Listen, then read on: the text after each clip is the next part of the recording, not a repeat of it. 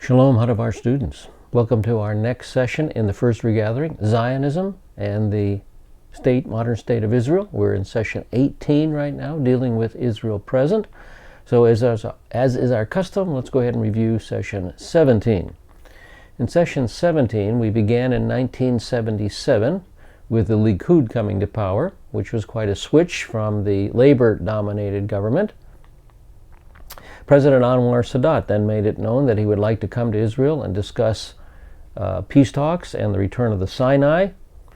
This was eagerly accepted by the Israelis, and before too long, Sadat made his 40-minute address before the Knesset. This generated the Camp David Accords, and then finally the Israel-Egypt peace treaty was signed. As we moved to 1981, Iraq's nuclear reactor was destroyed by the Israeli Air Force in Operation Opera. It was quite an amazing operation. Step one, the aircraft took off from the Etzion Air Base. And then in an ironic twist, the aircraft flew over King Hussein's yacht. King Hussein is the king of Jordan. The third step was the 8 F-16 fighters striking the reactor. And finally, the last stage, the last step of Operation Opera, the aircraft returned at high altitude to land at the Etzion Air Base. And so it was a very complicated and very daring operation that was pulled off without a flaw. And the world criticized Israel for doing this. They criticized Israel publicly, but privately they said thanks for destroying Saddam Hussein's nuclear ambitions. Then Israel withdrew from the Sinai. The light blue is Israel proper. The darker blue is the occupied territories. And the red is the interim pullback from the Sinai in 1975, giving Egypt approximately 1/3 of the Sinai, returning approximately 1/3 of the territory. Then the redeployment in 1980, and now Egypt has been returned approximately 2/3 of the Sinai Peninsula. And now the redeployment in 1982, and Egypt now retained complete control of the Sinai once again. Then we looked at Operation Peace for Galilee as the IDF moved into southern Lebanon in order to try and smash the PLO harassment that came out of southern Lebanon, rockets and mortars and etc., all aimed at the northern Galilee settlements. And so Operation Peace for Galilee, which originally was going to be a 25-mile incursion into South Lebanon, eventually ended up going all the way to Beirut. And then Operation Big Pines was enacted. It was enacted to try and smash the PLO in Beirut once and for all, and it was unsuccessful. And so Lebanon after the war was quite a mess. It's a weak country. And as you can see from the map, Syria dominated northern Lebanon. Christian groups in two areas of Lebanon, Israel dominating southern Lebanon, and the United Nations down toward the border, supposedly there to protect Israel from Arab guerrillas and Arab terrorists. Hezbollah was then formed. In 1987, Hamas was founded. And the Intifada began as Arab youths, very fed up with all that was going on, tried to rise up and rebel against Israel. With the fall of the Soviet Union and there was a mass immigration of Soviet Jews into Israel, and that immigrant count was quite amazing. In 1989, it was 12,932 Russian Jewish immigrants, but in 1990, 185,227. And then it peaked in 1991 with 147,839, and then the immigrant count dropped off to 65,000 in 1992. Well, that brings us to our new material, and it's 1991, and Iraq attacks Israel with ground-to-ground missiles during the Gulf War. In August 1990, Iraq invaded and annexed Kuwait. It had long claimed ownership of Kuwait, of that territory, and the UN Security Council called for Iraq to withdraw and subsequently embargoed most trade with Iraq. On January 17, 1991, a U.S.-led coalition that included Britain, Egypt, France, Saudi Arabia, and other nations began a massive air war to destroy Iraq's forces and military and civil infrastructure. Iraq called for terrorist attacks against the coalition and launched missiles at Israel in an unsuccessful attempt to widen the war and break up the coalition. Now, this is a map summarizing Israel, the aerial threat, and the Gulf War from Martin Gilbert's Atlas of the Arab-Israeli Conflict. I will just read this summary we find in the box. Here's the summary.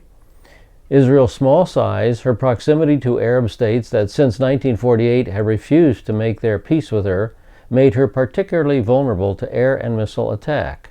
During the Gulf War, January through February of 1991, Iraqi missiles fell on Tel Aviv, Ramat Gan, and Haifa. Urged to do so by the Western nations, Israel refrained from retaliation, even in self-defense. In all, 30 Scud missiles hit Israel. Some were destroyed in the air by American-manned Patriot anti-missile missiles located near Tel Aviv, and several missile sites in Iraq were destroyed on the ground by British commandos. 4,000 Israeli apartments were totally destroyed, but only one civilian, the 51-year-old Eitan Grunland, was killed when a missile hit his home in Ramat Aviv on the 25th of January 1991. So that's a summary of the Gulf War and Israel's involvement in the Gulf War. Now, under American and Soviet auspices, the Middle East Peace Conference convenes in Madrid. So the Gulf War and the political collapse of the Soviet Union of Soviet Socialist Republics remolded the fundamental shape of politics in the Middle East. The modification in the political foundation of the region led to a reassessment by the Arab world of its relationship toward the State of Israel. The Arab nations re-examined Israel's offer to enter into mutual peace negotiations and chose to collaborate with Israel in building a fresh future for the region. In October 1991, a meeting under Soviet and American auspices was assembled in Madrid, Spain, for the purpose of beginning direct face-to-face negotiations. The Madrid Conference called together the appropriate nations for an opening interchange. The purpose was to inaugurate discussions regarding two independent but related topics.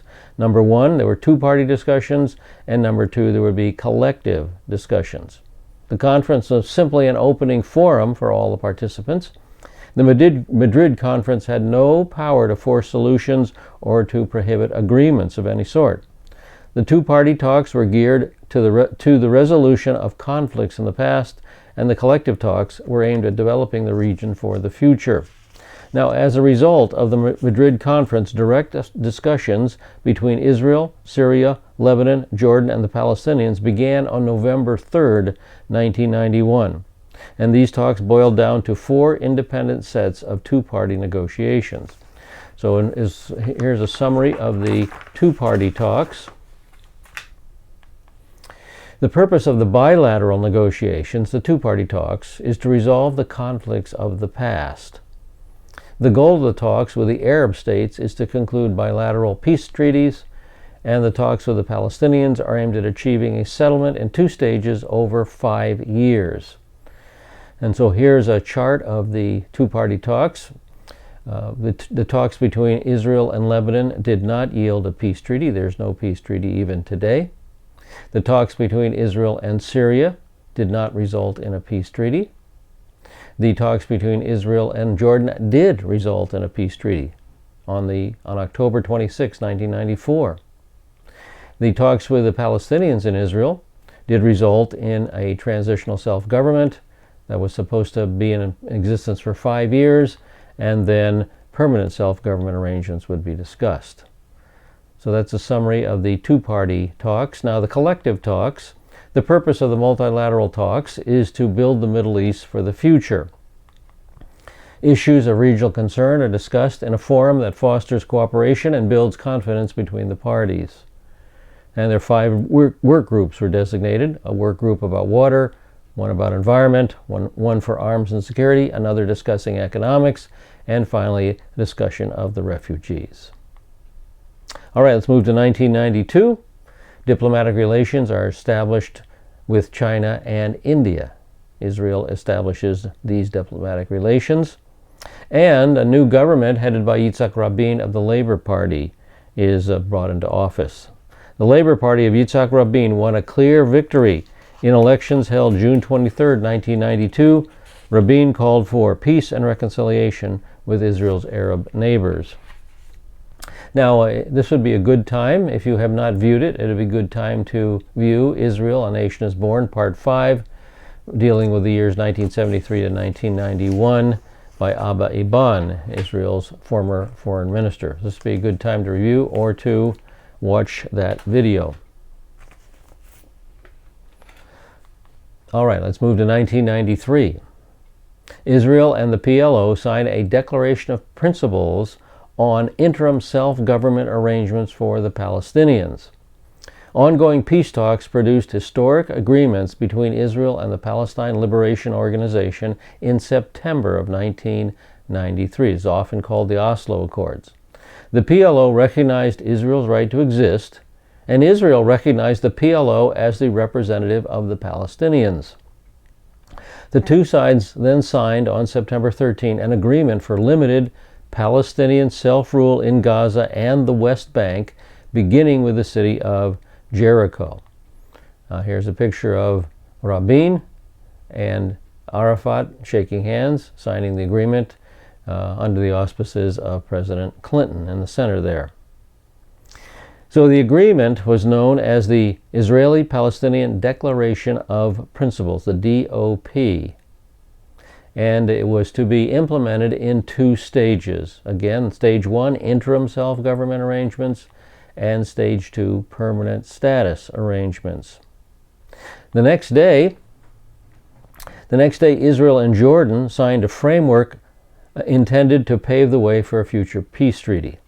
That agreement, known as the Common Agenda, includes the following components: security, water, refugees, displaced persons, borders, and territorial matters. In addition, the parties agreed to explore the potential for future cooperation on regional issues such as economy, tourism, natural resources, and human resources.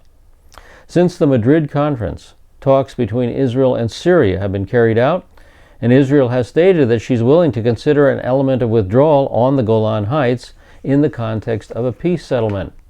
But Prime Minister Rabin has stated that should a peace treaty that includes a significant withdrawal from the Golan Heights be negotiated with Syria, the proposed treaty will be put to a national referendum, a national vote, before it is signed. And unfortunately, there's been no progress between Israel and Syria right up to the present day. All right, let's move on to 1994 and the Gaza-Jericho Agreement. Shortly after signing the DOP, negotiations commenced in Cairo and in Paris between Israeli and PLO delegations on the implementation of the first stage of the interim agreement. The negotiations were completed after 7 months of discussions. The Gaza-Jericho Agreement was signed in Cairo on May 4, 1994. It applies to the Gaza Strip and to a defined area of about 65 square kilometers, including Jericho and its suburbs. So the Gaza-Jericho Agreement included the Gaza Strip along the coast of Israel there. And on this particular map, the gray areas are areas of Israeli settlement in 1994. And the other part of the agreement dealt with the area around the city of Jericho in the Jordan Valley. They're right near the Jordan River, the city of Jericho. Israel is responsible for external security, while the Palestinians are responsible for public order and internal security. So here's a summary of the Gaza-Jericho Agreement. It consisted of the withdrawal of Israeli forces from Gaza and Jericho and the transfer of powers and responsibilities to a Palestinian authority. The agreement includes security arrangements, transfer of civil affairs, a legal framework, and an economic framework. Then came the Israel-Jordan Peace Treaty. King Hussein of Jordan and Prime Minister Rabin declared an end to the state of war between the two states in Washington on July 25, 1994. A formal Israel-Jordan peace treaty was signed on October 26, 1994. And here's King Hussein on the left signing his portion of the agreement, President Clinton in the middle, and then Prime Minister Rabin on the right. Rabin, of course, of Israel. On the 29th of August, the agreement on preparatory transfer of powers in the West Bank was implemented.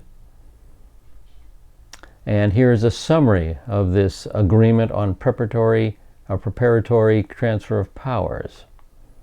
The agreement dealt with the early transfer of powers and responsibilities in specified spheres in those parts of the territories not included in the Gaza-Jericho Agreement.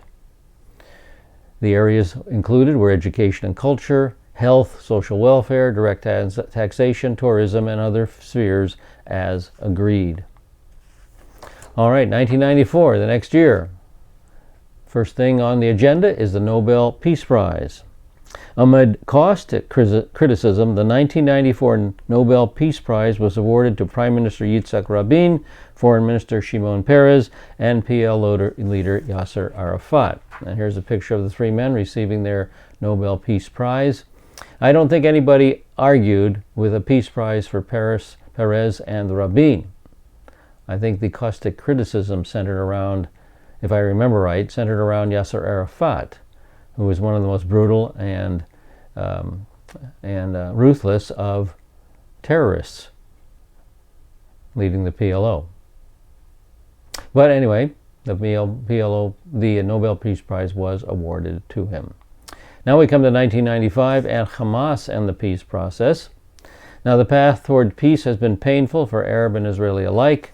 The main problem has been terrorist attacks perpetrated mainly by the Islamic fundamentalist groups such as Hamas, Islamic Jihad, and Hezbollah. Hamas was created in 1987 as an offshoot of the Muslim Brotherhood, an Egyptian-born movement that rejects Western evils and calls for a pan-Islamic religious state. And of course, this is the logo of Hamas. We've seen this before. The word Hamas means zeal in Arabic, and it's an Arabic acronym for the Islamic Resistance Movement. Theologically, they believe that Islam must rule in the Holy Land and that divine salvation awaits those that destroy Israel. The most disturbing element in this terrorism is the fact that Hamas is recruiting teenage boys to strap explosives to themselves and become human bombs. Now here's a picture of a Hamas suicide bomber recruit. He's a little older than teenage, it looks like, but he was willing to strap bombs to his body and go and kill Israelis while committing suicide. Hamas terrorism is designed to disrupt the peace process begun between the PLO and Israel. Well, the peace process continued to crawl along toward implementation in spite of numerous terrorist attacks. By February 1995, 17 months after Yitzhak Rabin and Yasser Arafat shook hands on the White House lawn, 116 Israelis have been killed and 400 wounded in terrorist attacks. The major attacks included a couple of examples such as these. There's many more than these, but here's just two examples. December 5, 1993, a resident of a refugee camp in Gaza opens fire on a bus driving on the Jerusalem-Tel Aviv highway, killing one Israeli before being shot to death, and Islamic Jihad claims responsibility. Afula, April 6, 1994, a 19-year-old bomber of Hamas blows up a bus with a car bomb in this northern Israeli town. 9 people are killed, more than 50 others are wounded. And like I said, there's many more examples that I could share with you, but that's enough. Now, unfortunately, Arab fundamentalists are not the only ones perpetrating terrorist attacks. That's very unfortunate. But on the good side of the coin, the Jewish attacks are relatively few. The most famous is the Purim morning attack in Kiryat Arba by Dr. Baruch Goldstein. And here's Dr. Goldstein. On February 25, 1994, Goldstein, dressed in his reserve army uniform, entered the tomb of the patriarchs in Hebron, that's the cave of Machpelah, at 5:30 in the morning and fired 111 bullets from his Galil assault rifle into the Muslim worshippers before being beaten to death. And here is the tomb of the patriarchs in Hebron. This is where he went. and this is the interior of the Tomb of the Patriarchs in Hebron, and this is the area where 29 died and scores were injured. 1 year later, an article in the Jerusalem Report states that, quote, with the threat of brutal violence ever present, the army has tried to divide Hebron into Jewish and Arab zones, but the separation is a farce, and the hatred is pure and transparent. Now, Goldstein was a member of Kach, a militant Orthodox group founded by Rabbi Meir Kahane, and here is the insignia of Kach. Another such group is a splinter group from Kach known as Kahane Chai, and these groups were outlawed following the Hebron massacre. A less militant group is the Orthodox settlement movement known as Gush Emunin, the community of believers. While committed to Jewish settlement of the occupied territories, Gush Emunin decries actions such as Goldstein's massacre of Muslims. However, they are committed to the idea of annexation, and that under the covenant between God and Abraham, the right of the Jewish people to Samaria and Judea is incontestable and non-negotiable. And being oriented toward the biblical revelation, I think that I would basically agree with their position that the right of the Jewish people to Samaria and Judea is incontestable and non-negotiable based upon the Abrahamic covenant. I would agree with them personally. All right, let's move to Lebanon and Hezbollah. The cycle in southern Lebanon continued in 1995. Israel versus Islamic militants, strike, counter-strike attack, counterattack.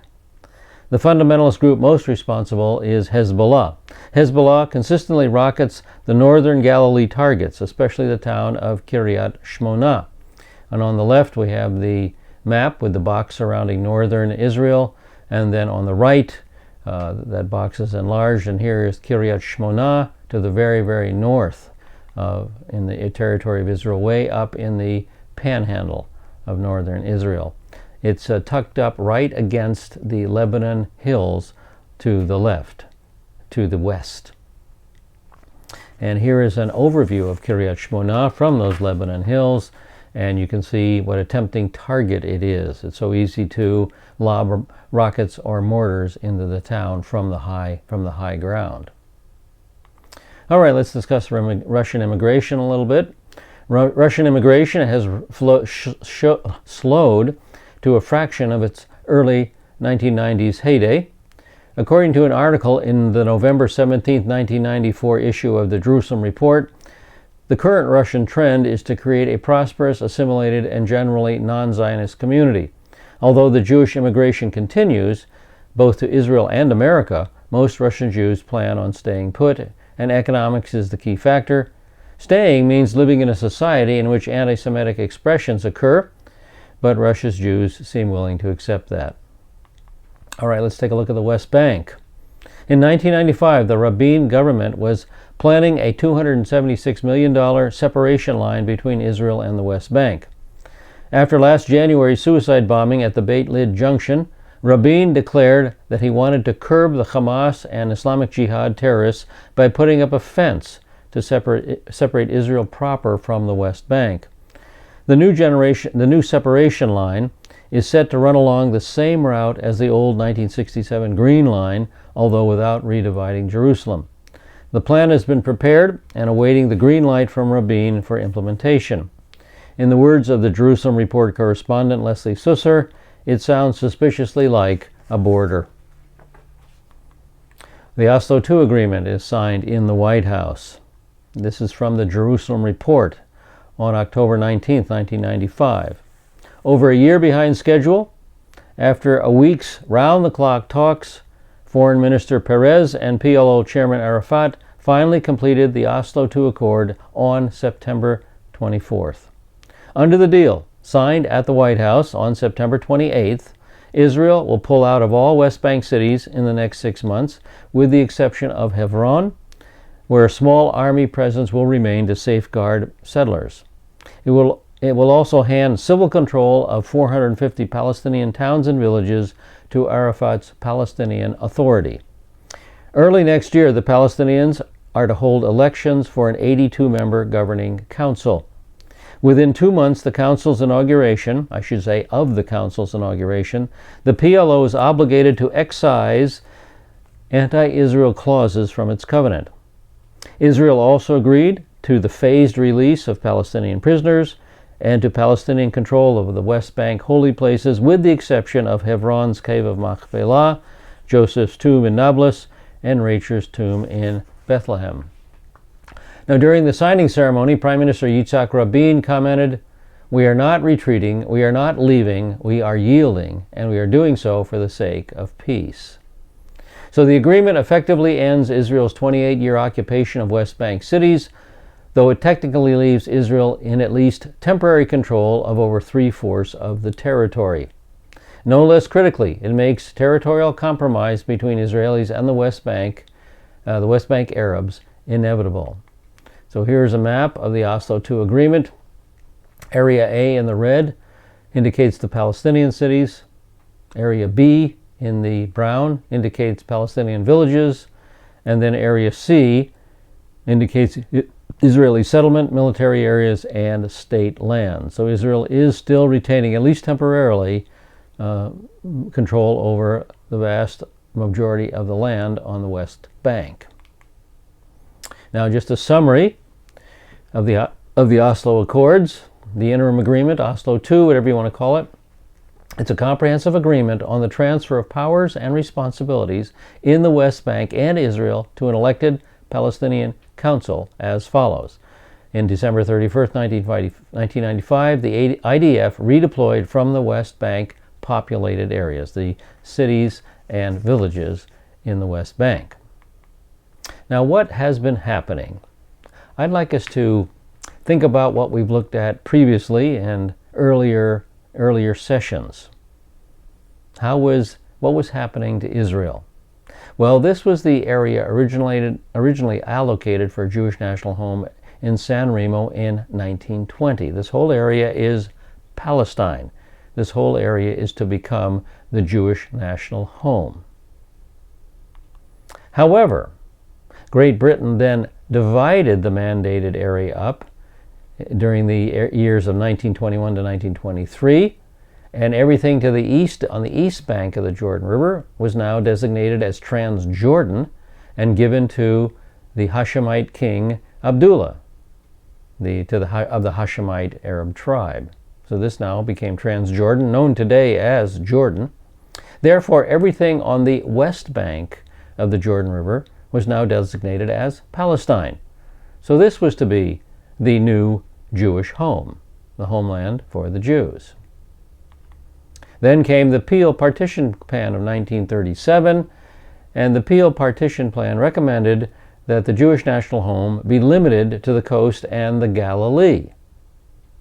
And finally, we come to the Woodhead Commission Partition Plan of 1939, and the Woodhead Commission Partition Plan takes the Galilee away from the Jewish people. And so the Jewish national home is now limited to this tiny little strip along the coast. So what have we been viewing? What were we viewing then? We were viewing the shrinking Jewish state. It was getting smaller and smaller and smaller. Well, that's not what God had in mind. Now what are we viewing here in the 1990s? Well, this map shows the Jewish settlements in the light-colored area and Arab land in the green area. Then the next map shows the UN partition plan. So as in 1947, the Arabs claimed to own all the green area, but the UN felt that a national home for the Jews had been promised, and they tried to compromise this with a national home for the, quote, Palestinian Arabs. And so this is the UN partition plan that's proposed in 1947.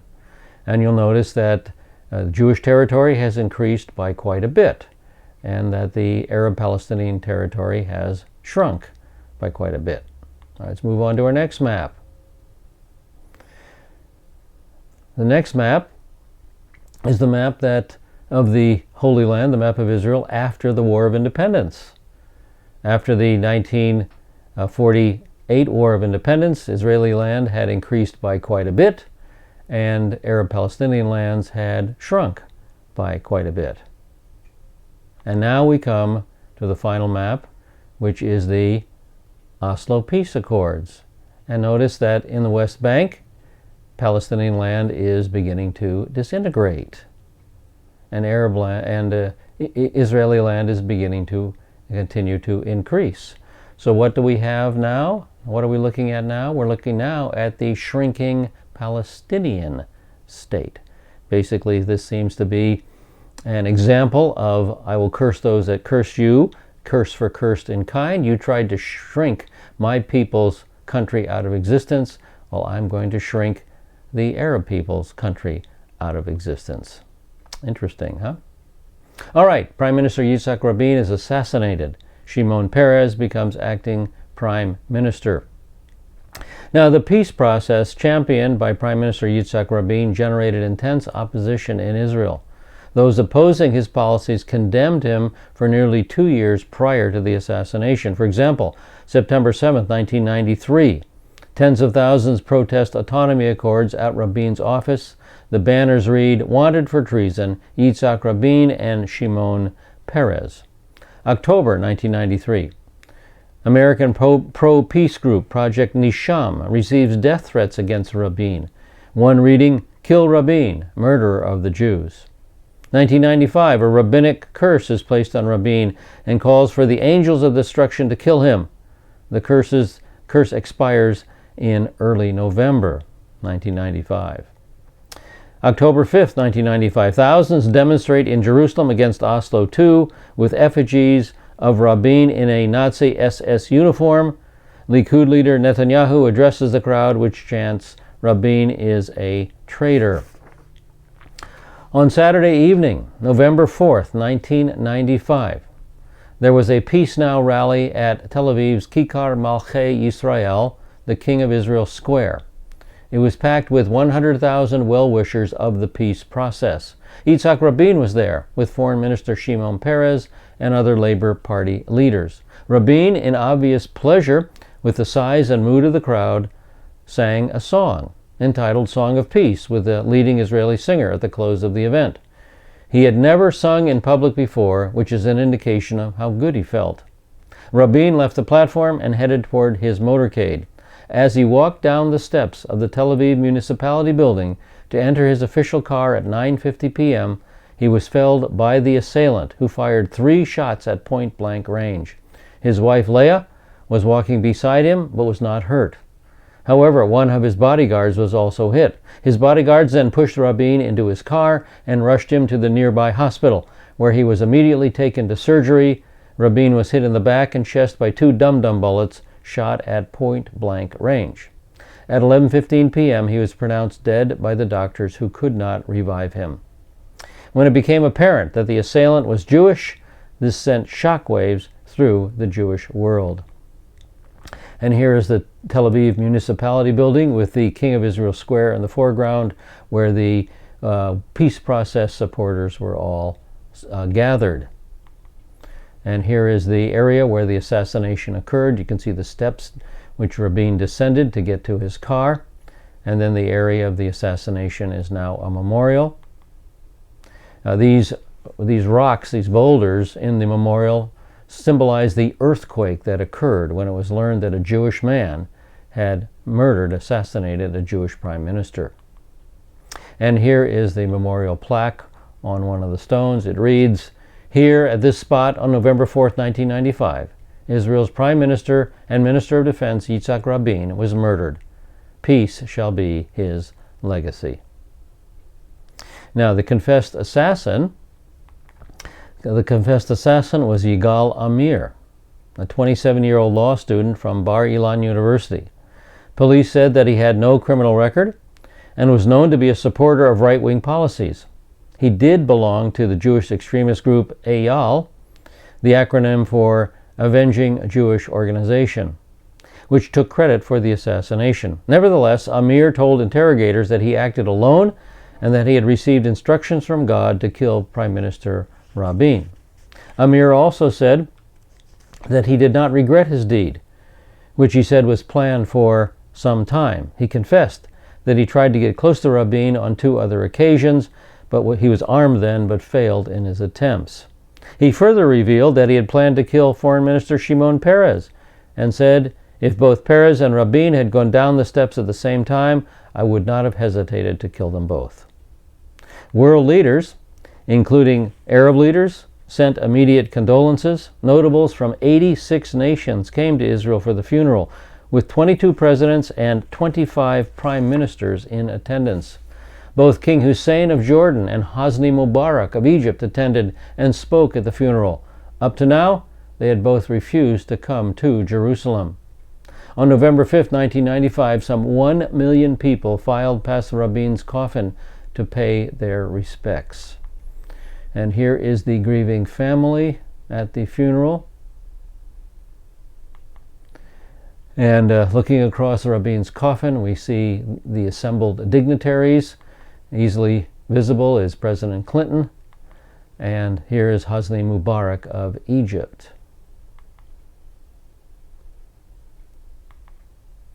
And this is Yitzhak and Leah Rabin's grave as you would find them today. Yet others in the Arab world celebrated the assassination. Reports from Syria and Lebanon reveal that those opposed to the peace process in the Arab world fired guns, artillery, and anti-tank rockets into the air in celebration of Rabin's death. Anti-aircraft fire lit up the night sky over several parts of Beirut, which was inhabited by Muslim extremists who immediately celebrated the news of Rabin's death.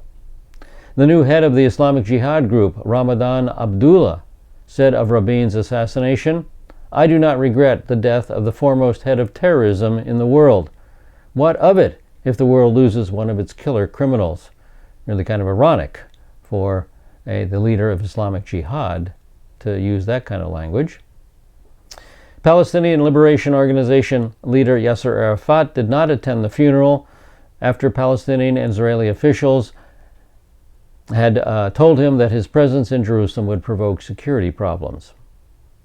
On November 8, 1995, Yitzhak Rabin's confessed assassin, Yigal Amir, told the judge he had made a cold-hearted decision to kill the prime minister and stop the peace process. He told the judge that he drew his ideas from halakha, the Jewish legal code. Quote, "According to halakha, you can kill the enemy. My whole life I learned halakha," he said. "When you kill in war, it is an act that is allowed. I did this to stop the peace process," he said. "We need to be cold-hearted." "Did you act alone?" Judge Arbel asked. "It was God," Amir replied. A grieving Leah Rabin blamed those who incited right-wingers for her husband's death.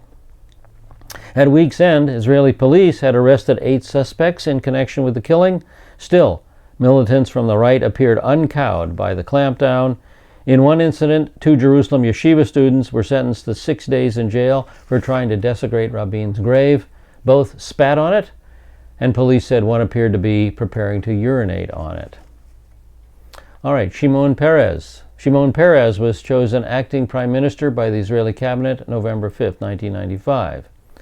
A few statistics on Shimon Peres. He was born in 1923 in Poland. In 1934, he immigrated to Palestine, later educated at Harvard and New York universities. In 1974 to 1977, he was defense minister under Rabin. In 1984 to 1986, he was the prime minister. In 1992 to 1995, he was the foreign minister under Rabin.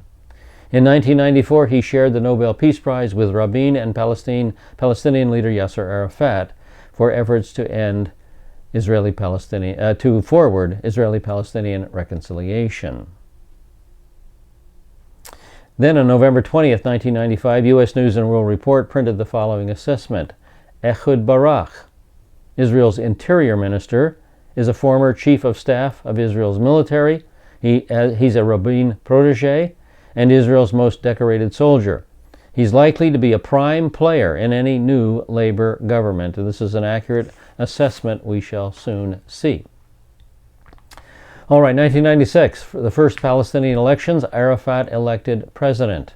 And this is in accord with Oslo II. Now remember, Oslo II is in a comprehensive agreement on the transfer of powers and responsibilities in the West Bank and Israel to an elected Palestinian council as follows. December 31st, 1995, the IDF redeployment from the West Bank populated areas, the cities and villages, and then January 20th, 1996, elections to the Palestinian Council. On February 25th through March 4th, 1996, Islamic militants carry out 4 suicide bombings in Israel, killing 63. March 28, 1996, Yigal Amir is sentenced to life imprisonment. So the terrorism continues in spite of the attempts to bring peace. Then Israel launches Operation Grapes of Wrath against guerrillas in South Lebanon. Israel began a 16-day air and artillery campaign against the guerrillas in South Lebanon. With the Mideast peace process at a standstill, the Israeli-Lebanon border exploded anew. Lebanon's Iran-backed Hezbollah fighters sent a series of rockets into Israeli towns. In retaliation, Israel launched deep air attacks into Lebanon, hitting Hezbollah headquarters and reaching the outskirts of Beirut for the first time in 14 years.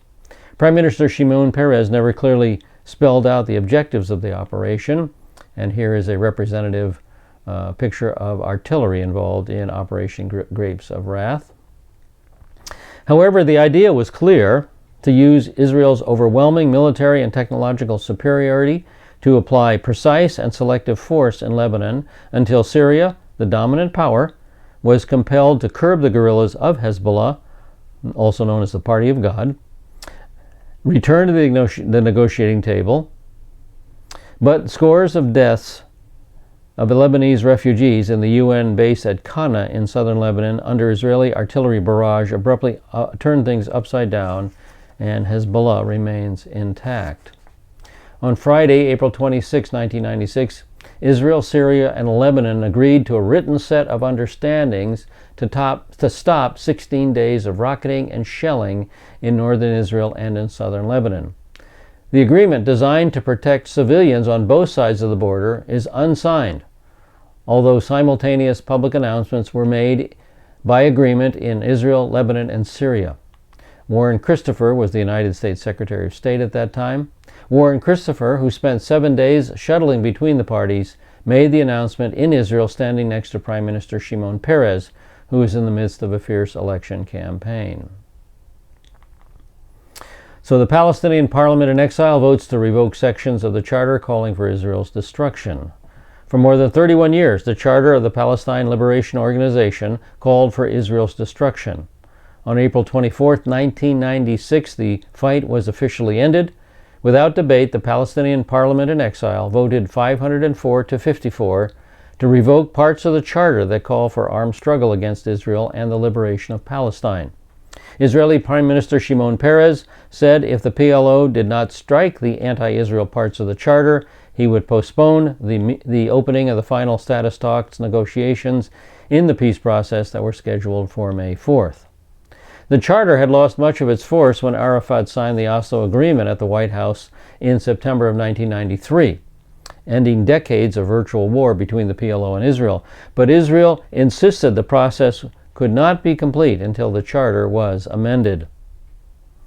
Then, on April 25, 1996, Israel's governing Labor Party dropped its historical opposition to the creation of a Palestinian state. The landmark action marked the Palestinian National Council's equally monumental vote the day before to end its long-standing goal to obliterate Israel. The decisions, while fighting continues between Israel and Hezbollah in Lebanon, speaks volumes about the recent changes in the Middle East. A few years ago, such a dramatic Israeli-Palestinian peace current, would have been unthinkable, while an active battlefront existed between the Jewish state and Arab guerrillas. The Palestinian Council vote helps Peres in his campaign for Israel's national elections on May 29th, demonstrating to the Israeli public that Arafat can be trusted and the peace process can produce dividends. Peres called the vote the greatest ideological change in this century. Well, unfortunately, words are cheap. The reality is very different. If this was the reality, there would have been peace many, many years ago. Well, anyway, we move on then to negotiations open for the final stage of the Mideast peace talks. And again, here's a summary of Oslo II. The agreement finalized the relationship between Israel and the Palestinians. Talks to begin no later than the third year of the interim period, according to the DOP.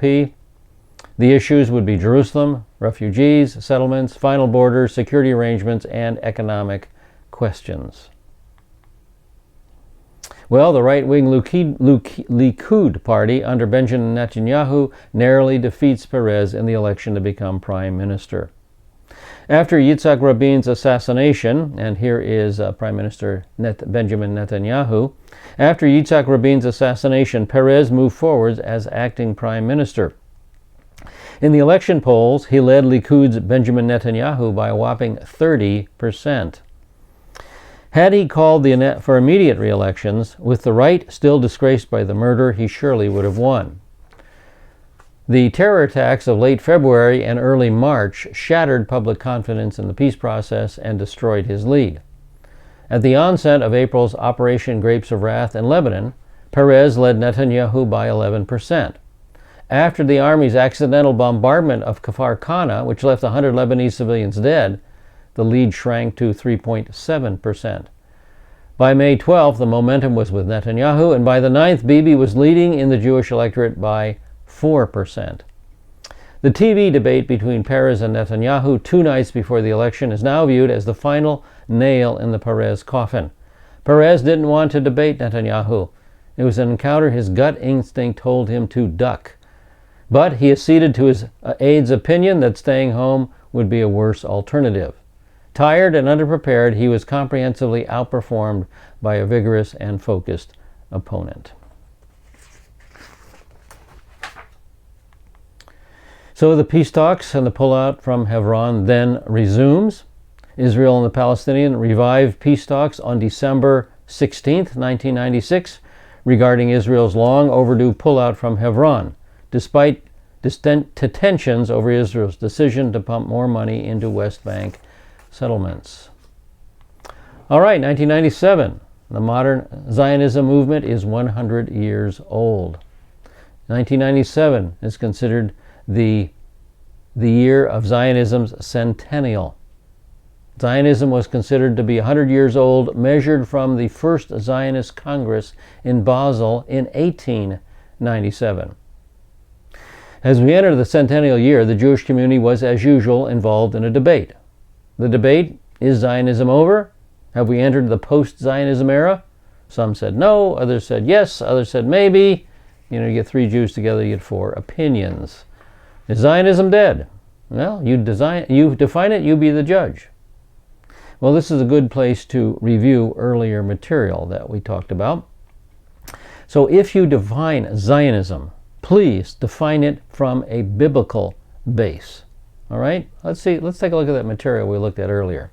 First of all, way back when, we asked the question, what is Zion? Well, the meaning of the name is unknown. Perhaps it means fortress.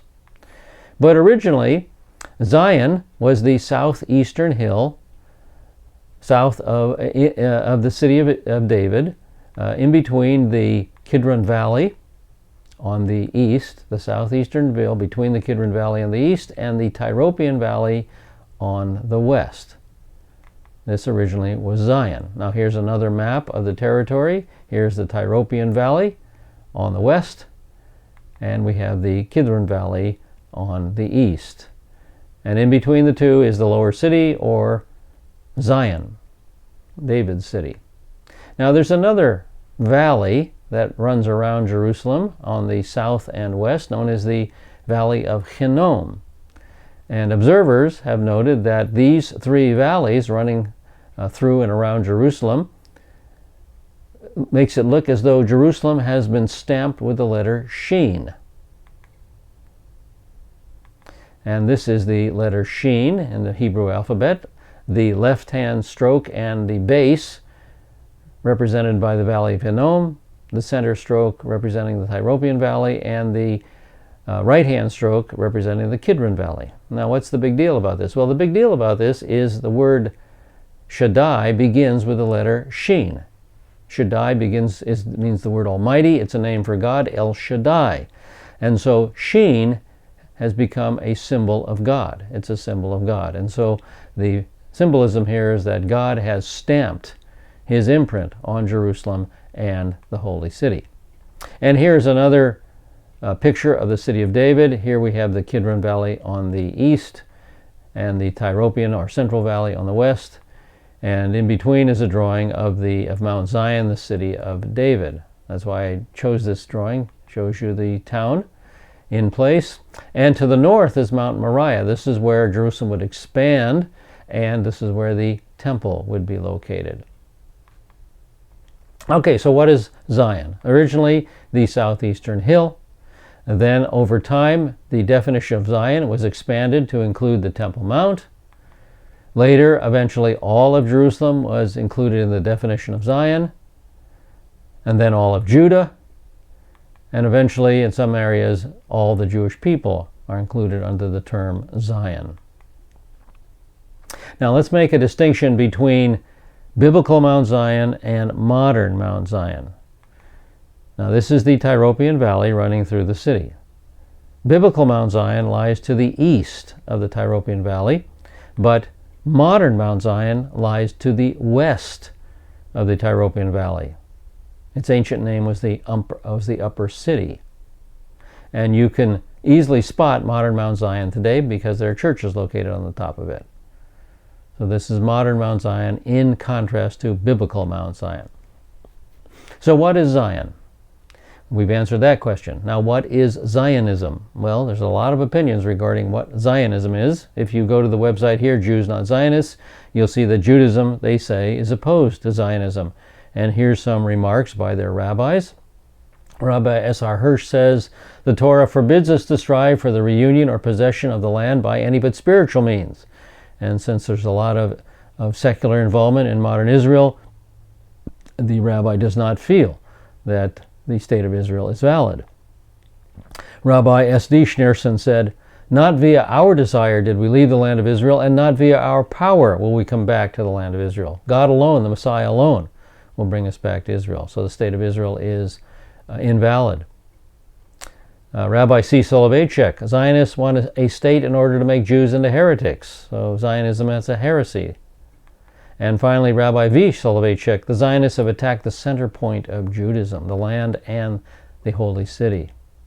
So Zionism is a heresy according to them. And here's some pictures of ultra-Orthodox Jews protesting the state of Israel. Read in the Talmud, Jews are forbidden to have their own state or army, they think. And then these rabbis are associated with this Free Palestine poster. What does the United Nations think of Zionism?